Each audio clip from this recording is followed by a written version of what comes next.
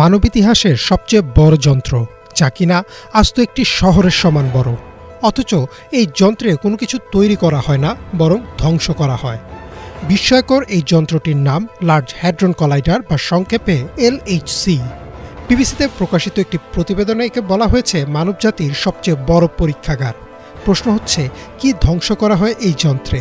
কেনই বা এটি এত বিশাল? LHC রয়েছে সুইজারল্যান্ড এবং ফ্রান্সের সীমানায় জেনেভার কাছে। এটি মাটি থেকে প্রায় 100 মিটার নিচে স্থাপন করা হয়েছে। যন্ত্রটি নির্মাণ করেছে ইউরোপীয় পারমাণবিক গবেষণা সংস্থা CERN।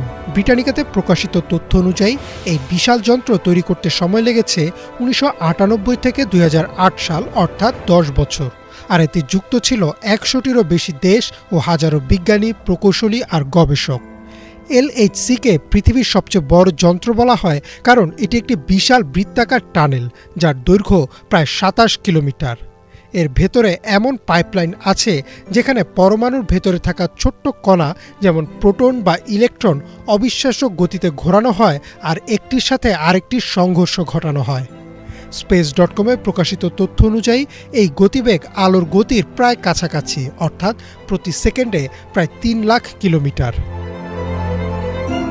অনেকের মনে প্রশ্ন, এত বিশাল যন্ত্র দিয়ে আসলে কি করা হয়? সহজ করে বলতে গেলে এটি মহাবিশ্বের সবচেয়ে ছোট কণা খুঁজে বের করার গবেষণায় ব্যবহৃত হয়। উদ্দেশ্য, মহাবিশ্বের শুরু কিভাবে হয়েছিল তা বোঝা।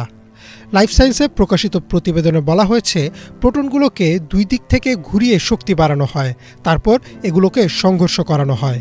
এই সংঘর্ষ এত শক্তিশালী যে কয়েক সেকেন্ডের জন্য মহাবিশ্বের জন্মের মুহূর্ত অর্থাৎ বিগ ব্যাংয়ের পরিস্থিতি তৈরি হয়। তখন বিজ্ঞানীরা কণাগুলো কিভাবে তৈরি হয়, কিভাবে ধ্বংস হয়, কোন কণা কোথায় যায় তা পর্যবেক্ষণ করেন।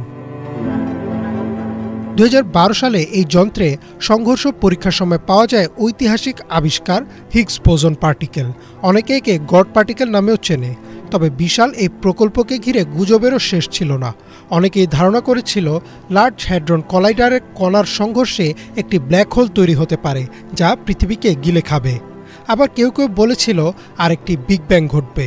কিন্তু বিজ্ঞানীরা পরিষ্কার করে জানান, এতে কোনো ব্ল্যাক হোল তৈরি হলেও তা এত ক্ষুদ্র হবে যে মুহূর্তেই বিলীন হয়ে যাবে এবং পৃথিবীর জন্য কোনো ঝুঁকি নেই। আজও লার্জ হ্যাড্রন কলাইডার সক্রিয় এবং নিয়মিত কাজ করে যাচ্ছে।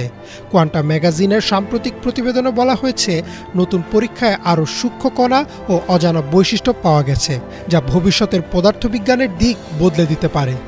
বিশ্লেষকরা বলছেন, মানব কল্পনা, বিজ্ঞান আর প্রযুক্তি সম্মিলনে তৈরি LHC মনে করিয়ে দেয় মহাবিশ্ব কতটা বিশাল।